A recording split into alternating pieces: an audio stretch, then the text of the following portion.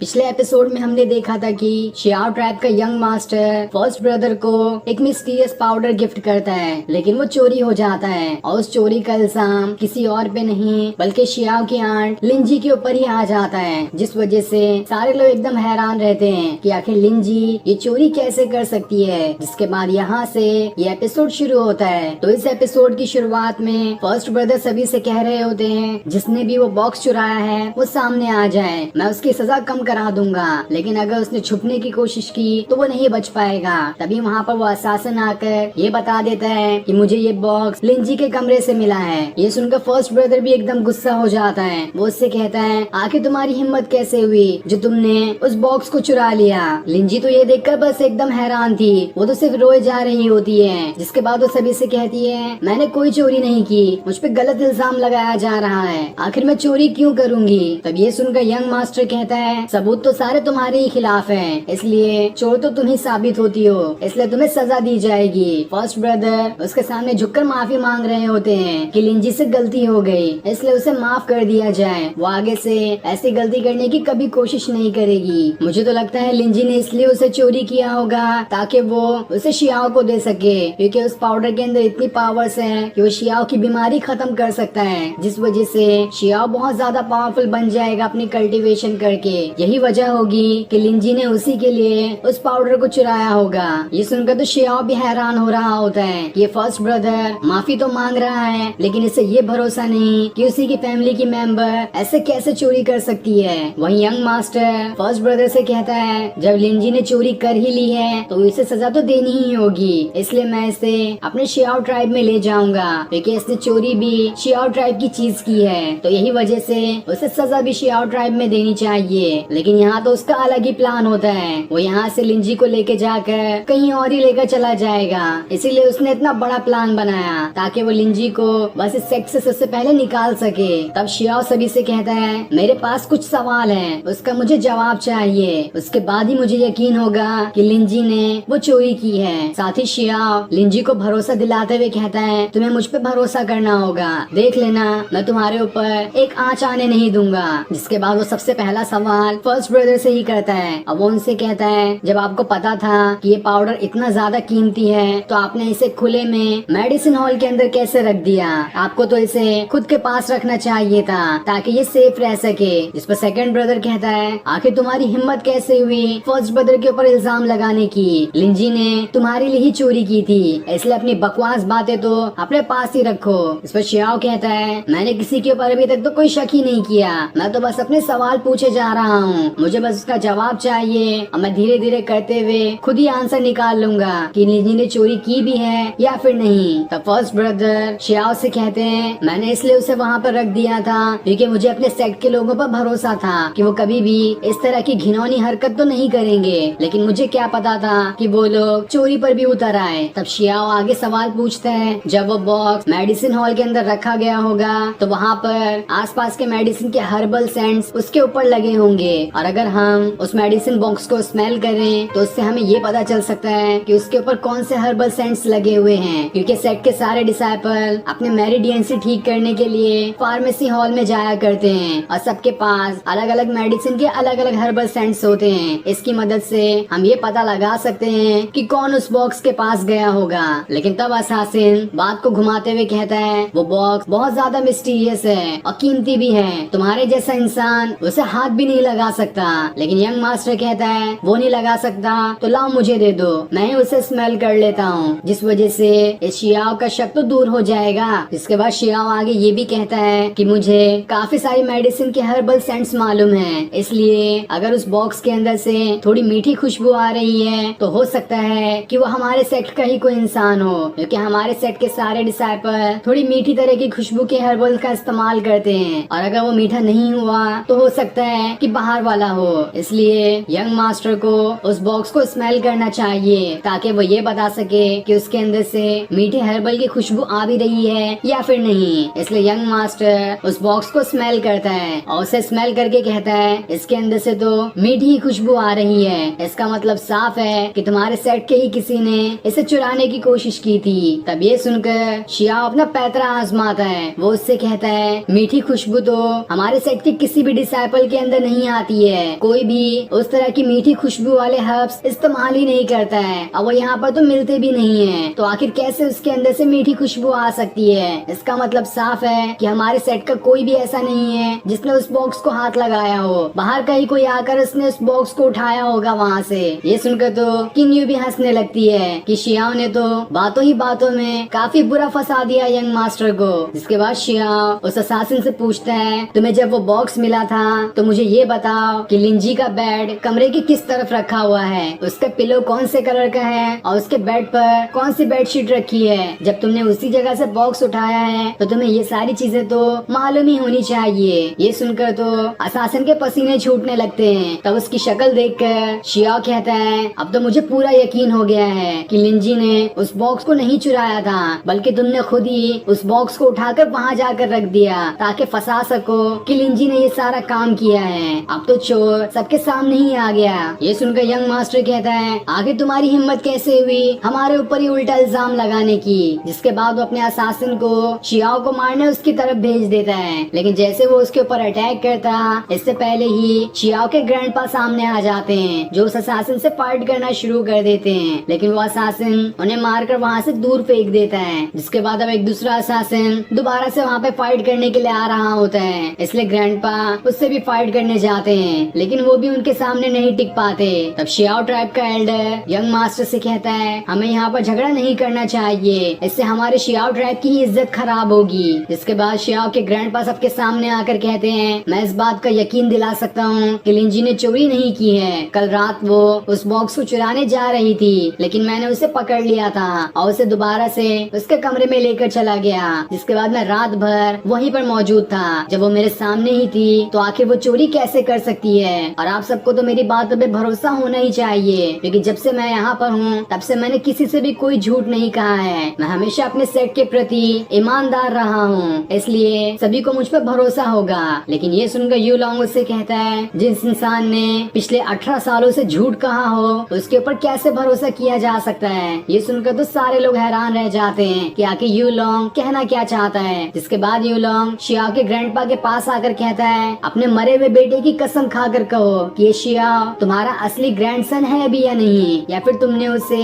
खाली गोद ले लिया। मुझे आज भी वो बात याद है जब तुम अपने बेटे की कब्र पर जाकर ये कह रहे थे कि जब तुमने शियाओ को ले ही लिया है तो तुम्हारे मरने के बाद मैं उसे अपने पोते की तरह संभालूंगा। भले से वो हमारी फैमिली का हिस्सा क्यों नहीं है और हमारी फैमिली के खून से नहीं बना, लेकिन तब भी मैं उसे अपने पोते की तरह ही पालूंगा और उसे हर खुशियाँ दूंगा। तब ये सुनकर तो शियाओ के पैरों तले जमीन ही खिसक जाती है, क्योंकि जिसे आज तक वो अपना ग्रैंडपा समझ रहा था वो तो उसके असली ग्रैंडपा है ही नहीं। तब ये चीज सामने आता हुआ देखकर शियाओ के ग्रैंडपा का सर जमीन पे झुक जाता है और वो सभी से कहते हैं, जो भी यू लॉन्ग ने यहाँ पर कहा है वो बिल्कुल सच है। तब ये देखकर यंग मास्टर को लगता है ये तो बहुत अच्छा मौका है। जिसके बाद वो फर्स्ट ब्रदर से कहता है, जब ये शियाओ इस सेट का है ही नहीं तो इसे निकाल कर बाहर फेंक दो। वहीं शियाओ अपने ग्रैंडपा से कह रहा होता है, बस एक बार कह दो कि आपने झूठ कहा, मैं आपका सगा पोता हूँ। लेकिन उसके ग्रैंडपा तो कुछ नहीं कह सकते थे क्योंकि वो उनका सगा पोता है ही नहीं। इसलिए शियाओ एकदम उदास होकर उस सेट से बाहर जाने लगता है। लेकिन जैसे वो बाहर जा रहा होता है, शातिर यू लॉन्ग एक और आइडिया आजमाता है। वो शियाओ से कहता है, तुम्हारे जाने के बाद किन्यू का क्या होगा?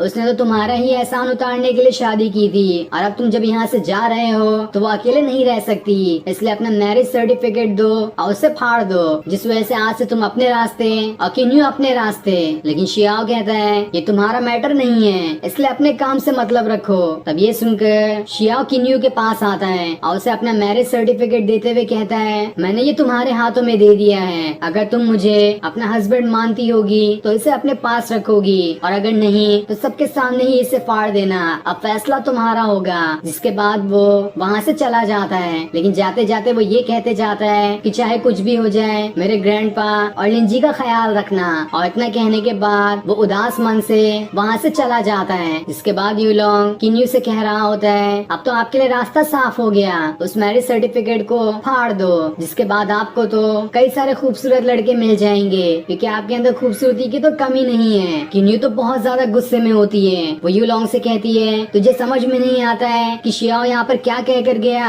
अपने काम से काम मतलब रख। ये सुनकर तो यंग मास्टर को बहुत ज्यादा गुस्सा आ जाता है और वो अपने असासिन को वो मैरिज सर्टिफिकेट फाड़ने के लिए भेज देता है। लेकिन अब किन्यू अपने पूरे गुस्से के साथ उस असासिन की बहुत धुलाई करती है। उसके ऊपर लगातार अटैक किए जा रही होती है, जहां वो असासिन उसका तो मुकाबला ही नहीं कर पाता। लेकिन जब वो देखता है कि किन्यू उसके हाथ से बाहर निकलते जा रही है, तो अपनी बहुत ही खतरनाक और पावरफुल टेक्निक का इस्तेमाल करता है। और जैसे वो उस टेक्निक को एक्टिवेट करता है, वो अटैक किन्यू को बहुत जोर से लगता है, इसलिए वो वहां से दूर गिर जाती है। जिसके बाद वो असासिन एक और खतरनाक अटैक किन्यू पे करने वाला होता है। लेकिन जैसे वो अटैक करता, इससे पहले एक जोरदार अटैक आकर उसे ही लग जाता है, जिस वजह से वो बहुत दूर जाकर गिरता है। और अब वहाँ पर किन्यू की मास्टर आ जाती है, जिसका नाम यूली है, और वो एक इमॉर्टल भी है। ये देखकर यंग मास्टर तो घबरा जाता है। उसके सेट का एल्डर उससे कहता है ये क्लाउड सेट की एल्डर है और वहाँ के 7 इमॉर्टल में से एक है। इसके सामने तो हमारे जैसे 10 भी धूल के बराबर हैं। वहीं यूली सभी से कहती है आखिर तुम लोगों की हिम्मत कैसे हुई मेरे डिसाइपल की मैरिज में टांग अड़ाने की। उसका जो फैसला है उसे वही करने दो। जिसके बाद वो किन्यू को अपने साथ ले जाने लगती है, और उसके जाने के बाद असासिन लिंजी को अपने साथ ले जाने लगता है ताकि वो उसे शियाओ ट्राइब में ले जा सके। लेकिन ये देखकर किन्यू को बहुत ज्यादा गुस्सा आने लगता है, क्योंकि शियाओ ने जाते हुए उससे ये कहा था कि ग्रैंडपा और लिंजी का ख्याल रखना। तब ये देखकर यूली एक खतरनाक अटैक उस असासिन पे कर देती है, जिस वजह से वो असासिन वहाँ से बहुत दूर जाकर गिरता है। और फिर यूली फर्स्ट ब्रदर से कहती है जब लिंजी ने चोरी तुम्हारे सेक्ट में की है तो सजा भी तुम्हारे सेक्ट में ही मिलेगी। वो आखिर शियाओ ट्राइब में क्यों जाएगी, इसलिए उसे यहाँ से निकाला ना जाए। जो भी सजा होगी उसे यहीं पे दी जाएगी। इस पर शियाओ के ग्रैंडपा भी कहते हैं मैंने और लिंजी ने दोनों गलती की है, इसलिए हम दोनों यहाँ पर रहकर सजा भुगतने के लिए तैयार हैं। जिसके बाद यूली किन्यू को लेकर वहाँ से चली जाती है। ये देखकर यूलोंग तो एकदम ज्यादा गुस्सा हो जाता है कि मेरी सारी मेहनत पर पानी फिर गया। दूसरी तरफ शियाओ एकदम ज्यादा उदास बैठा होता है कि मैं जहाँ पर भी जाता हूँ मेरा परिवार मुझसे दूर ही हो जाता है, न जाने मैंने ऐसी कौन सी गलती कर दी है। तभी उसके हाथ में से काफी ज्यादा पावर्स निकलने लगती है और एक एल्केमी फर्नेस भी बाहर निकल कर आ जाता है, जिसके अंदर से उसकी पॉइजन पर्ल की पावर बाहर निकलते हुए एक पिल बना लेती है, जो कि काफी ज्यादा पावरफुल दिखाई दे रहा था। और फिर शियाओ उस पिल की पावर्स को अपने अंदर समा लेता है, जिस वजह से वो इनविजिबल हो जाता है। और फिर वो खुद से कहता है यूलोंग देख लेना, अगर मैंने तुम्हें सबक नहीं सिखाया तो मेरा नाम भी शियाओ नहीं। और उसके इतना कहते ही ये एपिसोड यहीं पर एंड हो जाता है। थैंक्स।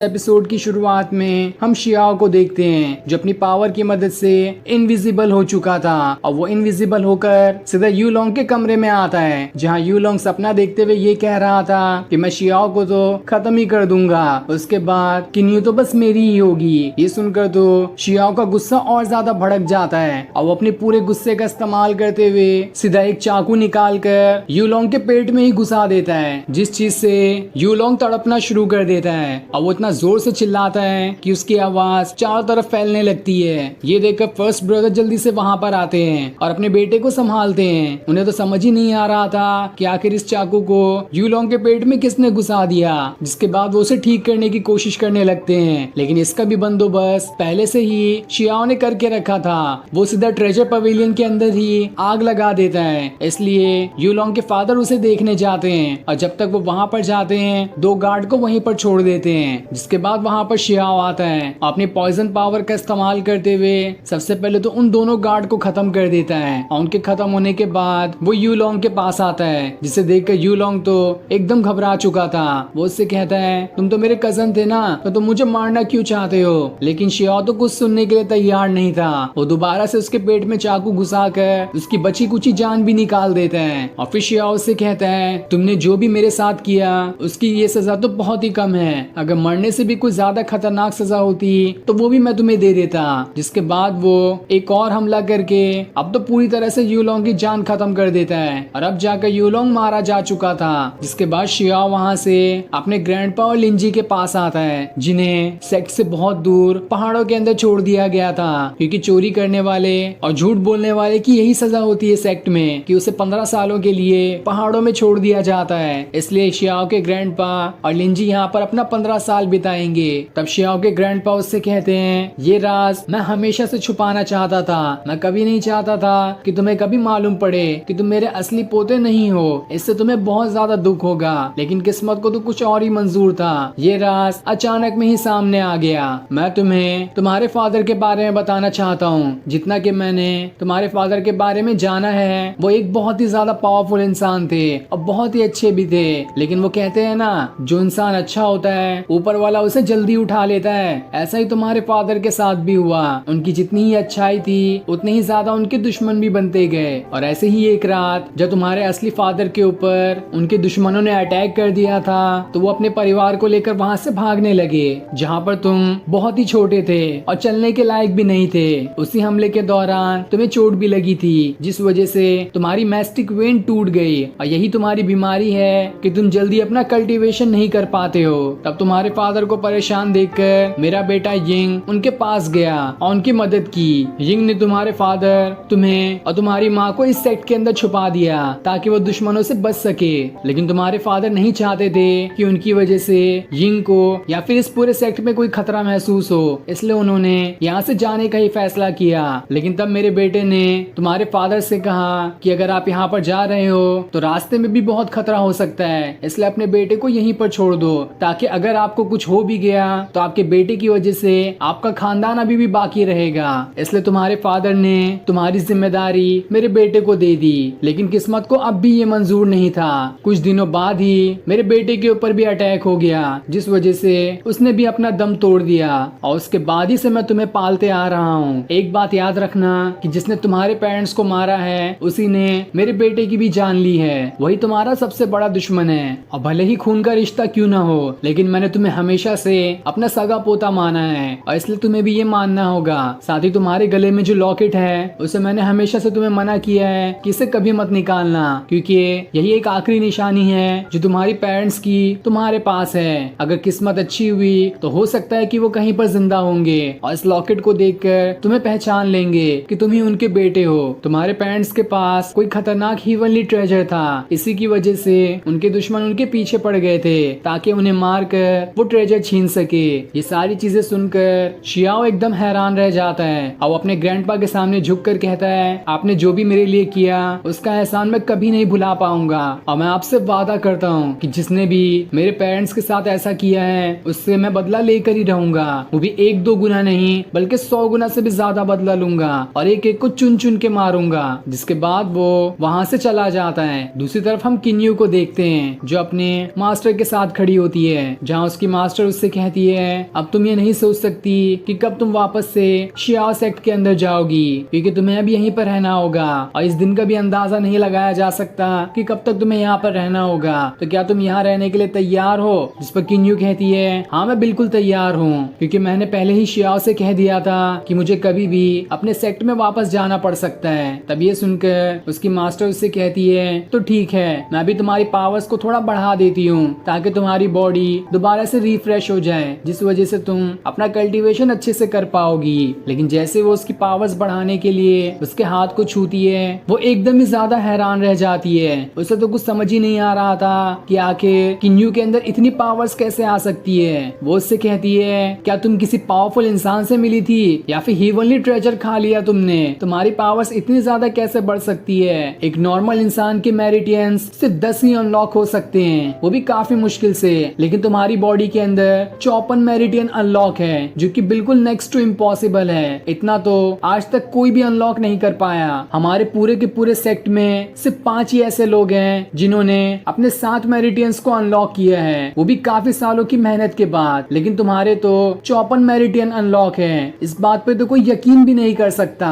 मुझे बताओ कि आखिर वो कौन सा इंसान था जिसने तुम्हारे सारे मेरिडियंस को अनलॉक कर दिया? जरूर वो किसी गॉड लेवल का इंसान होगा, क्योंकि कोई भी नॉर्मल इंसान तो इतना पावरफुल हो ही नहीं सकता है। तब किन्यू को याद आता है कि ये काम किसी और का नहीं बल्कि शियाओ का ही है। उसी ने कहा था कि मैं तुम्हारे सारे के सारे मेरिडियन अनलॉक कर दूंगा। और इस चीज से वो बहुत ही ज्यादा हैरान होती है कि आखिर शियाओ इतना ज्यादा पावरफुल कैसे हो सकता है। दुनिया तो उसे लूजर के नाम से जानती थी, लेकिन वो तो इतना पावरफुल है, मुझे उसके साथ रहकर ही मालूम पड़ा। जिसके बाद वो अपने मास्टर से कहती है, मुझे माफ कर देना, लेकिन जिसने भी मेरे मेरिडियंस अनलॉक किए हैं उसने कहा था मुझसे कि मैं उसकी पहचान छुपा कर रखूं, इसलिए मैं आपको उसके बारे में नहीं बता सकती। जिस पर उसकी मास्टर कहती है कोई बात नहीं, आखिर वो इतना ज्यादा पावरफुल इंसान है तो जरूर दुनिया से बचकर रहना चाहता होगा ताकि कोई भी उसे डिस्टर्ब ना कर सके। लेकिन ये बात अच्छी है कि जब तुम्हारी उससे दोस्ती है तो इस वजह से मैं भी उस इंसान से मिल सकती हूँ और उसे देख भी पाऊंगी कि आखिर इस पूरी दुनिया के अंदर कौन इतना ज्यादा पावरफुल इंसान आ गया। जिसके बाद वो किन्यू को वहाँ से रैंकिंग कंपटीशन में ले जाने लगती है, जहाँ वो उससे ये भी कहती है कि इस बार के रैंकिंग कंपटीशन में तो तुम्हारी जीत बिल्कुल पक्की है, क्योंकि तुम्हारे जितने मेरिट अनलॉक तो किसी के है ही नहीं। दूसरी तरफ हम शियाओ को देखते हैं, जो जैसे ही आगे बढ़ रहा होता है उसके पीछे यंग मास्टर द्वारा भेजा हुआ असासिन आ जाता है, जो उसे मारने की कोशिश कर रहा होता है। लेकिन तभी शियाओ उसके आंख में मिट्टी फेंक कर वहाँ से भाग निकलता है, लेकिन वो असासिन अब भी उसका पीछा कर रहा होता है। तब भागते हुए शियाओ एक जगह पर आकर गिरता है, जहाँ उसके हाथ में एक पॉइजनस हर्ब लग जाता है, लेकिन उसकी बॉडी के अंदर तो ऑलरेडी पॉइजन वाली पावर्स थी, इसलिए उसे कुछ भी नहीं होता। लेकिन जैसे ही वो हर्ब उठाकर सीधा उस असासिन की तरफ फेंकता है, उस असासिन का हाथ ही जल जाता है और उसकी पूरी बॉडी में पॉइजन फैलने वाला था, इसलिए वो अपना हाथ ही काट कर सारा खून वहाँ पर गिरा देता है ताकि उसकी पूरी बॉडी में पॉइजन ना फैल सके। और इस बार अब वो बहुत ज्यादा गुस्सा हो चुका था, जिस वजह से वो अपनी एक खतरनाक टेक्निक एक्टिवेट करते हुए उसे सीधा शियाओ की तरफ ही फेंक देता है। लेकिन तभी शियाओ के हाथ के अंदर से जैस्मिन बाहर निकल कर आती है और वो एक ही सेकंड में कम से कम 1000 अटैक उस असासिन पे कर देती है। और ये 1000 अटैक इतने ज्यादा खतरनाक थे कि उस असासिन की बॉडी बस देखते ही देखते 1000 टुकड़ों में बदल जाती है। ये देखकर तो शियाओ भी हैरान था। वो उससे कहता है, अरे तुम्हें होश आ गया क्या, तुम ठीक हो? तब जैस्मिन उससे कहती है, तुम्हारे पॉइजन की वजह से मुझे दोबारा से जिंदगी मिल गई है, इसलिए अब तो मैं बिल्कुल ठीक हूँ। जिस पर शियाओ कहता है, इसका मतलब तब बराबर हो गए हम दोनों। एक बार मैंने तुम्हारी अपनी पॉइजन की मदद से जान बचाई और दूसरी बार तुमने उस असासिन से मेरी। लेकिन तब जैस्मिन उसका गला दबाना शुरू कर देती है और उससे कहती है, तुम्हारे पास इतनी हेवनली पॉइजन पर्ल की पावर्स कैसे आई? कहाँ से तुमने उसकी पावर्स को चुराया, या फिर उस पावर ने खुद ही तुम्हें चुन लिया? मुझे सारी बातें सच सच बताओ। लेकिन शियाओ कहता है, मैं तो उसके बारे में कुछ अच्छे से जानता भी नहीं, मैं तो बस एक डॉक्टर हूँ। लेकिन अगर तुम मुझे यहाँ पर मार दोगी तो इससे तुम भी मर सकती हो, क्योंकि तुम्हारी जिंदगी बस मेरे पॉइजन पर्ल की पावर की मदद से ही है, जहाँ अगर मैं खत्म हुआ तो उसकी वजह से तुम भी मारी जाओगी, इसलिए तुम मुझे कुछ भी नहीं कर सकती। तब ये सुनकर जैस्मिन उसे छोड़ देती है। इसके बाद शियाओ से कहता है, मुझे तो लगता है कि तुम्हारी जिंदगी मुझसे ज्यादा इम्पोर्टेंट है, क्योंकि मैंने तो काफी चीजों को खोया है, लेकिन तुम्हारी जिंदगी तो अभी पूरी तरह से बाकी है, इसलिए मुझे अपना गार्डियन बना लो, मैं तुम्हें प्रोटेक्ट कर सकता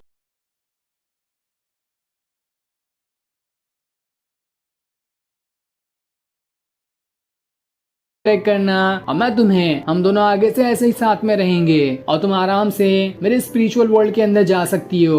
तभी वहाँ पर एक और असासिन आ जाता है जो शियाओ को मारने के लिए आया था, लेकिन जैसे ही उसकी नजर जैस्मिन पे पड़ती है वो उसे देखते ही रह जाता है, और जैसे वो उसके करीब बढ़ने वाला होता है जैस्मिन उसके ऊपर एक ही अटैक करके उस असासिन को वहाँ से धुएं में बदल कर गायब कर देती है। लेकिन इससे दोबारा उसकी हालत खराब होने लगती है, क्योंकि अभी भी वो पूरी तरह से ठीक नहीं हुई थी, इसलिए वो खुद को स्टेबल करने के लिए दोबारा से शियाओ के हाथ में काट कर उसका खून पीना शुरू कर देती है ताकि वो ठीक हो सके। और उसका खून पीते ही वो दोबारा से बिल्कुल ठीक हो जाती है। तब शियाओ उससे कहता है, अब ठीक है, तुम मेरे स्पिरिचुअल वर्ल्ड के अंदर जा सकती हो, जहाँ जाकर तुम आराम कर लेना, क्योंकि अभी तुम्हारी मैस्टिक वेन पूरी तरह से ठीक नहीं हुई है, तुम्हें और आराम की जरूरत है, और वहाँ रहकर मैं तुम्हें प्रोटेक्ट भी कर सकता हूँ। तब जैस्मिन उससे कहती है, तुम्हारी तो खुद ही मैस्टिक वेन खराब है, तो तुम मुझे क्या प्रोटेक्ट करोगे? लेकिन शियाओ से कहता है, ये बीमारी तो मुझे बचपन से ही हो गई थी, एक हादसे की वजह से, लेकिन जब मैं अपनी मैस्टिक वेन ठीक कर लूंगा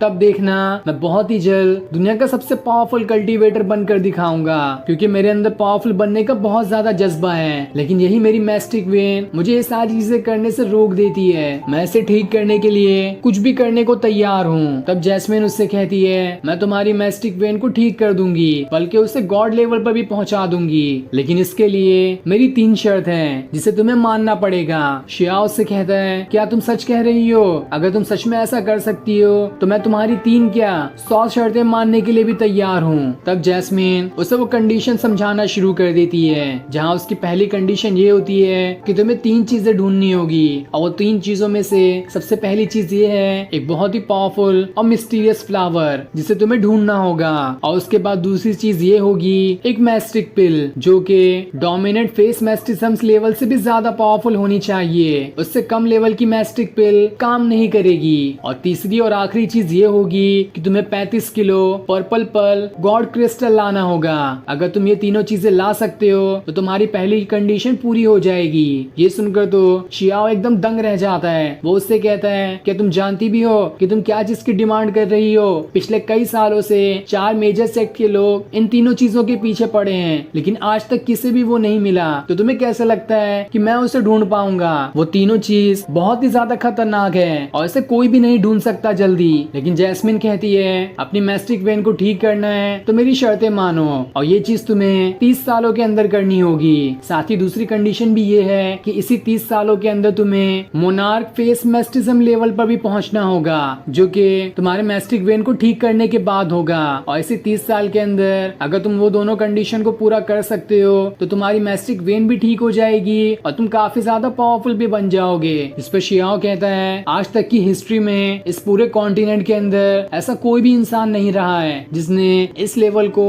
30 साल के अंदर कल्टीवेट किया हो, तो आखिर मैं ये कैसे कर सकता हूँ? लेकिन तब भी तुम्हारी शर्त होगी तो मैं ये करने के लिए तैयार हूँ। तब जैस्मिन उसे अपनी आखिरी शर्त बताती है कि तुम्हें मेरे सामने झुककर मुझे अपना मास्टर मंजूर करना होगा, और आज के बाद से मैं तुम्हारी मास्टर कहलाऊंगी। अगर तुम राजी हो तीनों शर्त के लिए तो बताओ। तब शियाओ से कहता है, मैं तुम्हारी सारी शर्तों के लिए राजी हूँ, लेकिन तुम्हारे सामने झुकूंगा तो बिल्कुल भी नहीं। मैं तुम्हें मास्टर भी मान लूंगा, लेकिन झुकना तो मेरे बस की बात नहीं है। तब ये सुनकर जैस्मिन उसे जमीन पर पटक देती है और उसे मारते हुए कहती है, क्या तुम खुद को महान और पावरफुल समझते हो जो तुम किसी के सामने नहीं झुकोगे? तुम तो बिल्कुल नालायक और नाकारा हो जिसके अंदर अभी तो कोई भी पावर्स नहीं है। इसलिए अगर तुम्हें नहीं झुकना है तो रहने दो, लेकिन आज से ऑफिशियल तरीके से मैं तुम्हारी मास्टर बन चुकी हूँ। इस पर ना चाहते हुए भी शियाओ को मानना पड़ता है। जिसके बाद जैस्मिन उससे कहती है, क्या तुम जानते भी हो मेरे पीछे वो दुश्मन क्यों पड़े हुए थे? क्योंकि मेरे पास ये बहुत ही ज्यादा पावरफुल ब्लड ड्रॉप है। इसी की वजह से